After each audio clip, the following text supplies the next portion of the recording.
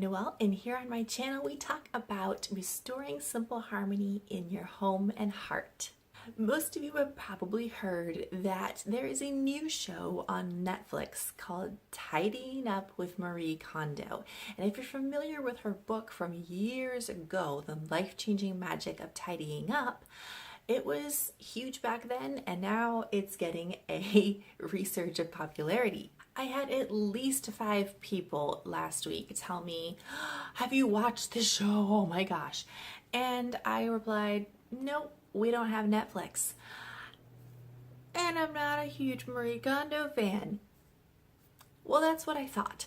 So I finally gave in, made a Netflix account for the 30-day free trial, and binge watched in 3 days the first season. It got me thinking, and so I wanted to share my thoughts on the show. As a professional organizer, I was trained in basic decluttering and organizational methods. So when I read her book years ago, I didn't read it word for word because it seemed very basic to me. It also seemed a little bit elusive and like perfectionistic. And as a perfectionist, I was like, this is not exactly what I want for my home. Now, I probably should have read it more in detail, and I'm kind of curious to go back and reread it now because I have a completely different view of her method now than I did like 3 years ago. In the show, she does share very basic decluttering and organizational tips. Yes, they are fairly basic. However, they are very good. And so if you aren't familiar with those things, or even if you are, it's always good to get a refresher and to see her do it. And you're like, oh, yeah, that makes sense. Oh, maybe I forgot that step. And that's a good idea about that.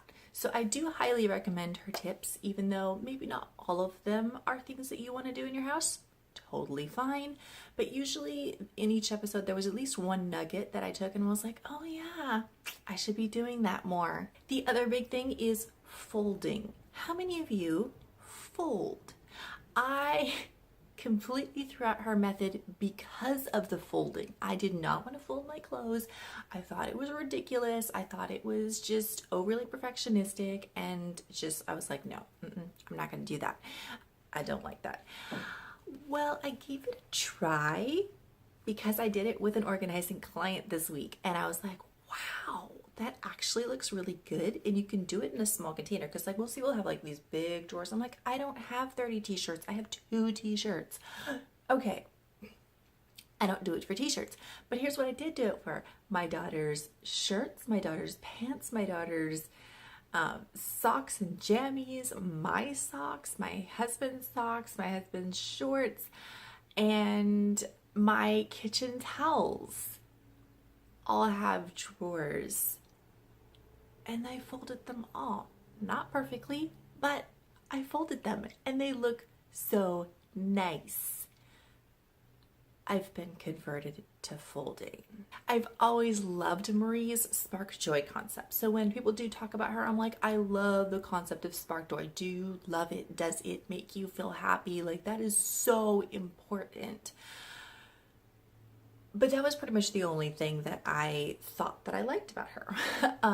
But watching these people's stories and watching them go through their things and pick things that spark joy, that has brought on a whole new understanding of what it means to me and what it means to everybody. And so I really love watching people's stories and watching it as they visually pick something up and you see their face light up, or they visually go, no, it doesn't. I am still not 100% that everything in my house is going to spark joy. I do still have, like, obviously, kitchen utensils don't really spark joy, but they're necessary. Some older reference books, I don't know if they spark joy, but I use them. The dictionary doesn't really spark joy for me, let's be honest. But I understand the concept, and then I love when she took it a step further and said, is this something that you want to take into the future? Because that is the key here. Like, do you like it? Yes. Does it make you happy? Great. Is it positive? Awesome. but is it something that you want to take into your future?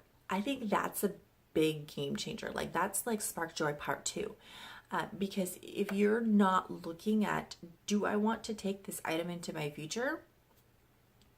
We're missing the point of decluttering.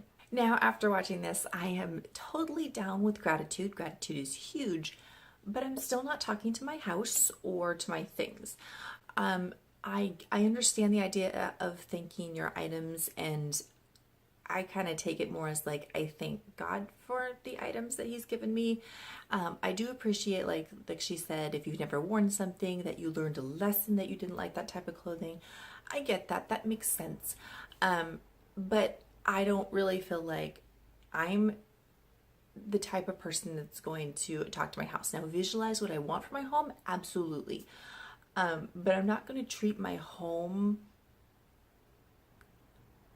like it's a sacred place. Like it is, because God gave it to me, but not in a way that it has power over, like it's kind of a crazy thing. It's just not my thing to treat my stuff like that.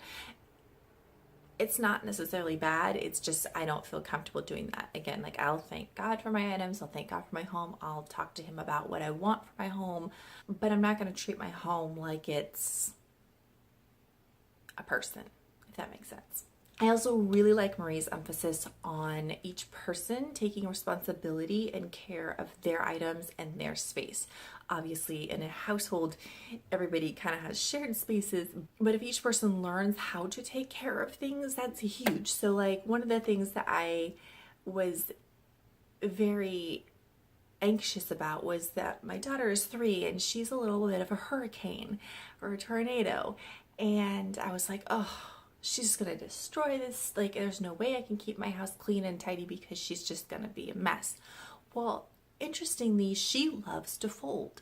And Marie talked about this with her daughters as well. She will sit down next to me and fold laundry with me. Now, is she perfect at it? No, but I taught her last night, we were folding my socks. I said, smooth them out. We're gentle. We take care of them. And then you fold like this and you fold like this. And she did it perfectly. Well, you know, as good as a 3-year-old can do. So my eyes are open to that too, that if I do this in front of her, she's going to learn how to take better care of her items and respect our items. But I think if you have young kids, there are some really good lessons about respecting our things and taking care of our things that you can take from this. So those are just a couple of the things that I learned from season 1 of Tidying Up with Marie Kondo. Have you watched Tidying Up? What do you think? Let me know in the comments below what you think or what your biggest takeaway was. I would love to hear about it.